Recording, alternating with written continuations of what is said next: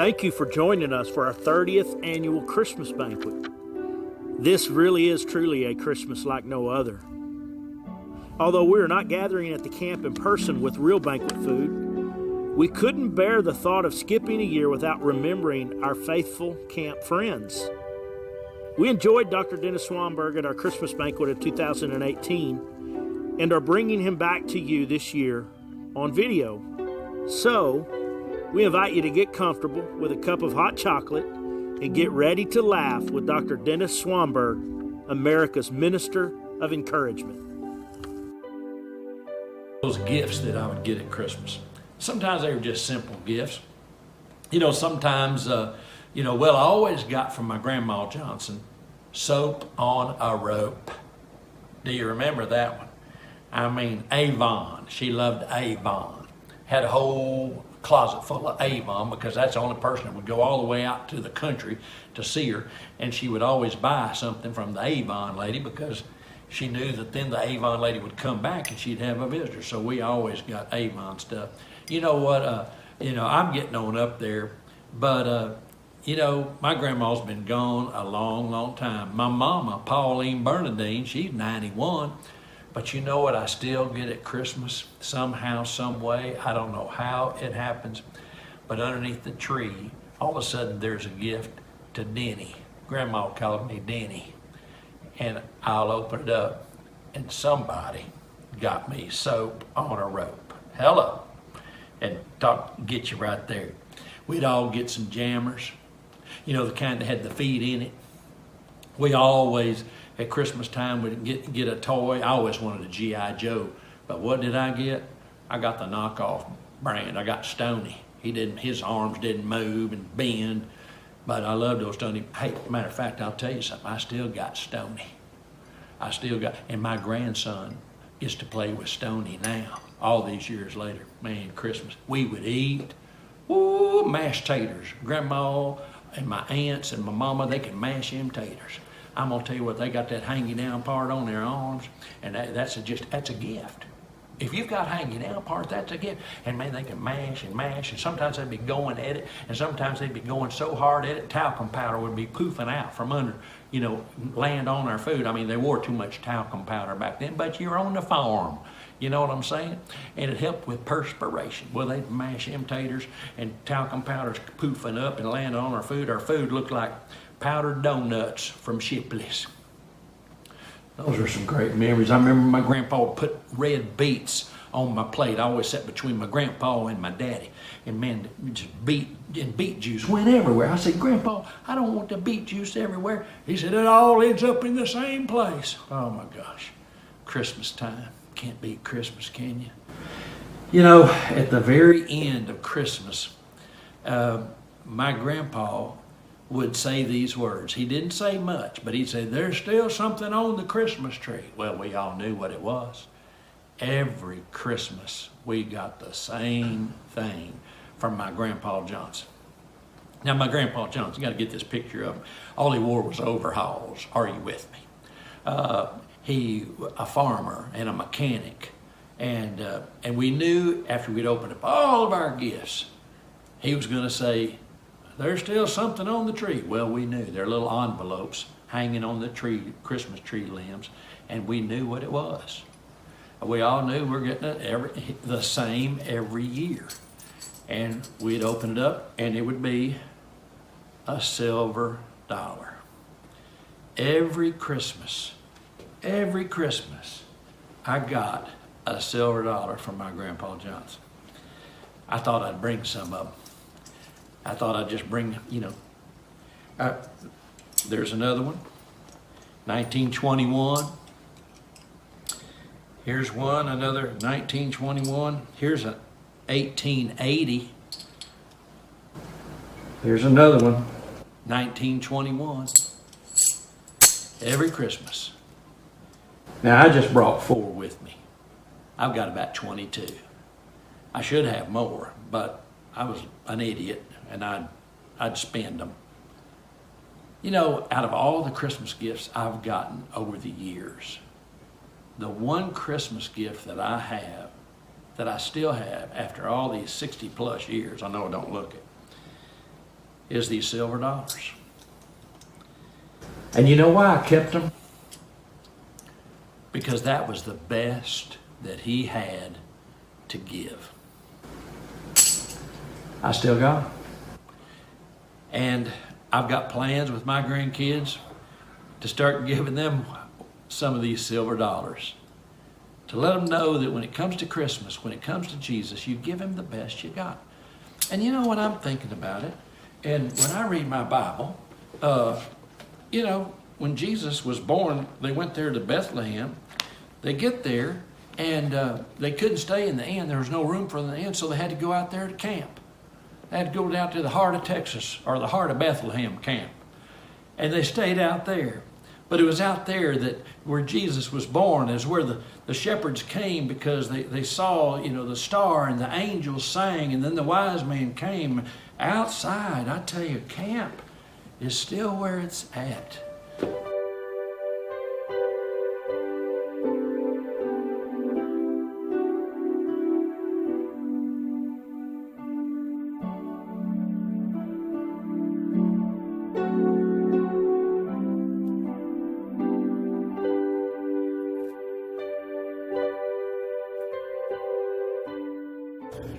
With a little special thing here, I want to close out with a little story about a little old boy named Harley.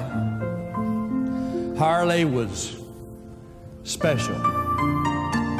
Told his mom and daddy, the doctor did, when he was born, they said, "Your son is special." And they said, "Well, all our kids are special." He said, "Well, no, you don't understand. He's going to be very, very special. He's going to be a little bit slower than your other children." This was a shock for Mom and Dad, and I'm going to let his dad tell the story using the voice of Jimmy Stewart as the dad. It's entitled, it's beginning to look a lot like Christmas.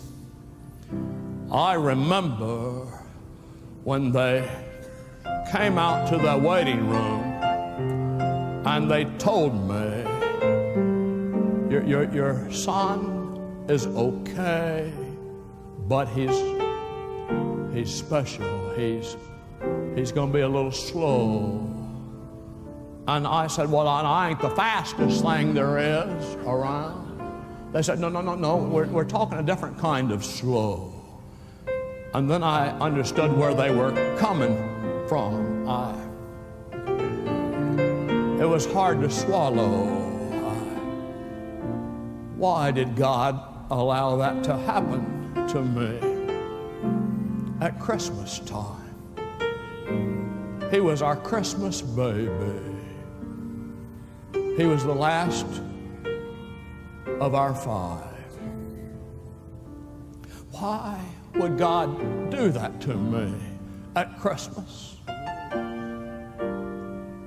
Well, his mother, she just loved him so much, and I did too, and I do. But I just felt for little Harley. Harley was slow, but his mother worked with him every day. I've never seen such love from a mom to a son, and I'd try, I really did try, but I had such bitterness in me. When he was about 6, 7 years old, they were going to have a Christmas play at the church, and the children's division were going to be in charge of it. They were going to do the Christmas play. And they asked my Harley if he would like to be in it. And I thought, he just can't. He can't compete with those kids. But they said they wanted him to be the innkeeper. He only had one line: no room in the inn. I'd hear him practice that over and over. His mama said he could do it. I said, okay. They'd practice in the morning and in the evening, And when he'd go to bed at night, I could hear him in his little room saying, "No room in the inn." Well, finally the time came for him to be in the play, and he came to me and he said, "Daddy, are you coming?" I hadn't come to church since he was born. Oh, my sugar babe did, and all the other kids did, but I just never went after his birth. But I said, "Boy, I'll be there." "Front row, Daddy." I said, "Front row, son, I'll be there, boy." "You got your line down?" "I got my line down, Daddy." So I got there and I sat right on the front row. And when it was his time, when the curtain opened for that scene, there my boy, he was in that we had a little bathrobe on him and a little old towel on him. He looked like just a little shepherd kind of fella, but he was the innkeeper. We all knew that. And here comes Mary and Joseph walking out center stage, a sharp little kiddo, sharp as a tack. Little Mary said, "Oh, Mr. Innkeeper, I'm great with child. I need a room." But my little boy, Harley, I looked at him and he looked at me.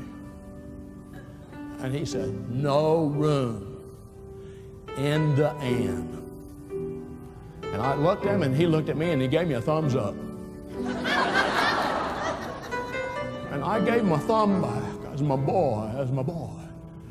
But something happened they weren't planning on happening. All of a sudden, little Joseph chimes in. "Come on, man, can't you see she's pregnant?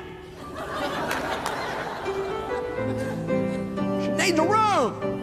Come on, dude." But my boy hung in there and he said, "No room in the inn." And his little heart was broken. You see, when you're special, your heart's so much more tender. I wanted to do something, but I couldn't do anything. Finally, Miss Johnson, back behind the stage, she motioned to Mary and Joseph, "Get." And I was saying amen to that woman that used to drive me nuts. And as they were walking off stage, something happened that changed my life forever.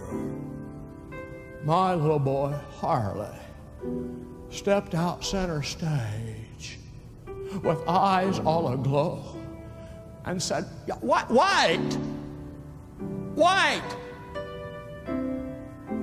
You can have my room! You can have my room!" And that's when it began to look a lot like Christmas for me. And I want to tell y'all something. Not until you let him have your room will you ever know joy. Joy.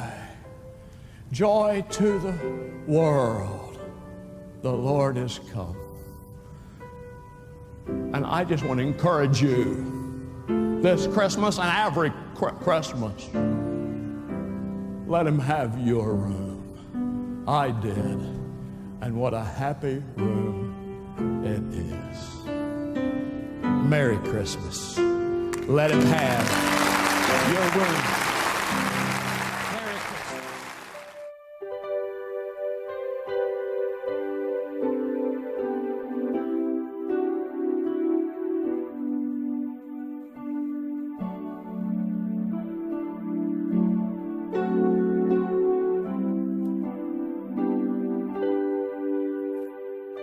I love Christmas time, and I'm so excited about it, even though it's a COVID Christmas. Goodness gracious, has it been driving us nuts?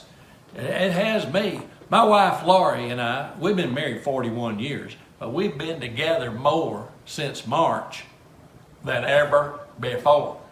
I just want you to know it's sort of nice just doing this video for you guys just to sort of get away. I mean, I love her, but bless her heart. And you know what? During the COVID, we've all gone under stress. You know, I'm stressful just not going anywhere. And she's been stressful because, you know, normally about every 3 weeks, God does a miracle on her hair. You know what I'm saying? Can I say this? And she's a brunette, right now. Thanks, they finally opened up. But during the COVID, there was some roots. But now she's happy because they let her go back into the salon, so now she's a brunette. And about every 3 weeks, God does a miracle on her hair, and I pay for it. Merry Christmas. I love Christmas. Don't you like it? I love watching the old television shows. I love watching Jimmy Stewart. It's a wonderful, wonderful life. Every Christmas time, I watch it. I do. I just love it, man.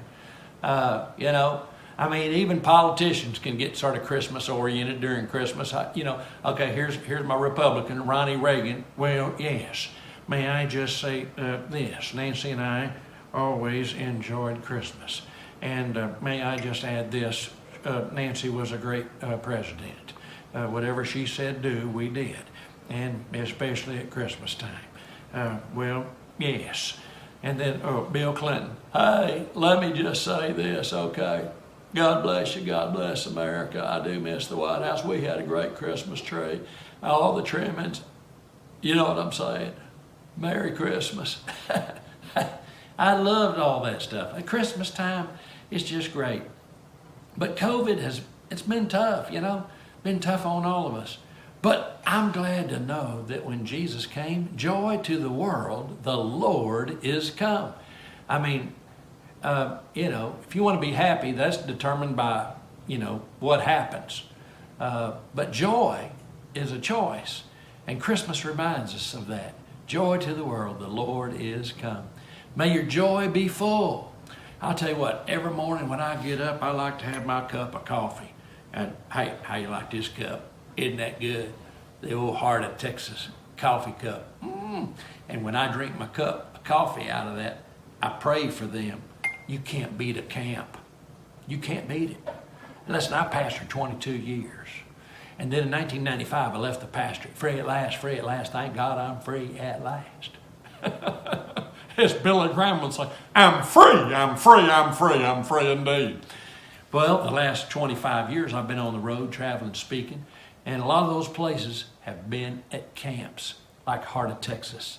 I'm going to tell you what, God does a mighty work in those camps. Unbelievable. I don't know how he does it, but in a week or a weekend, things happen. I tell you one reason is because since 1946, people have been praying for that camp when it was established. And I tell you the results, about 50,000 that we know of came to Jesus. When we get to heaven, what a day that's going to be. Billy Graham will call on Paul Harvey, maybe, if it's okay with Jesus, and he'll say, Paul Harvey, go ahead. And Paul Harvey will say, and now the rest of the story, page 2. And we'll find out how many more were saved, how many were called into ministry. Goodness gracious. I'm going to tell you, that Heart of Texas Baptist camp has been bathed in prayer. People have been going there for years. Churches have been praying for them. I'm going to tell you what, when those kids get there, when those teenagers get there, those singles get there, those young marrieds get there, when those senior saints get there, when those men get there for a fish fry or a wild game banquet, I'm telling you, it's like holy ground, and God is ready to move, and people come expectantly. I tell you what, now the camp has been through some tough times. This COVID, I guess they could be Camp COVID or COVID Camp.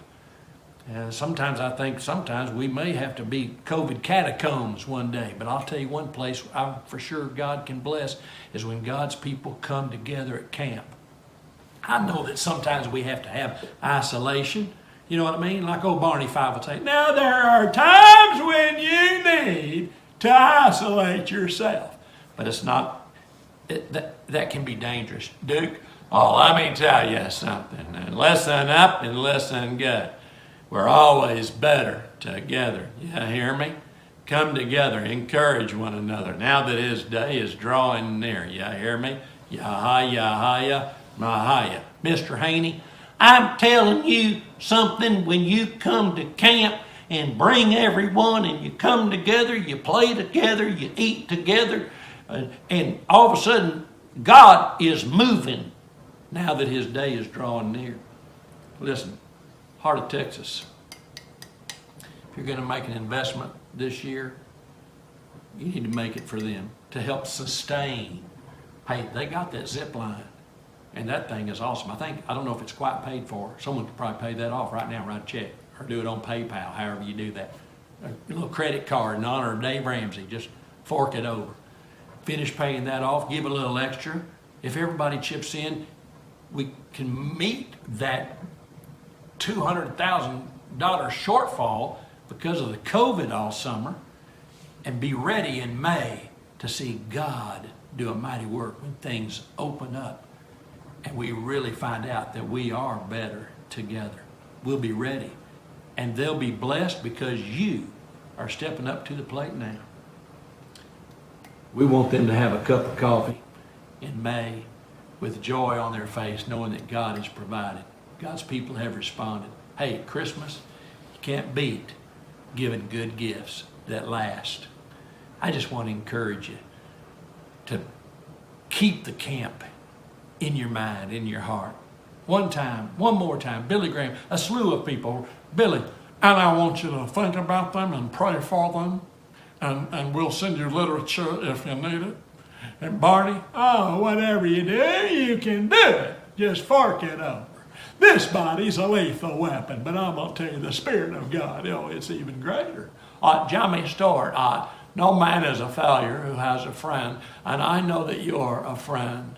You're a friend of Heart of Texas Baptist Camp. Yep, over there on Brownwood Lake. Yeah. And you'll make it a wonderful, wonderful life for someone, for somebody, and a group of people, God's people. So I pray that you'll have a blessed Christmas. Go easy on the gravy. But go ahead and carb up for Christ. I'm going to. A little Bluebell ice cream will set you free. Every time I bite into Bluebell, every fat cell in my body does the hallelujah chorus. And get you some of that pumpkin pie and pecan pie. Put some Cool Whip on there. And as you're eating that and enjoying it, may you also heap some blessings on Heart of Texas Baptist Camp. Merry Christmas. God bless you as you bless others.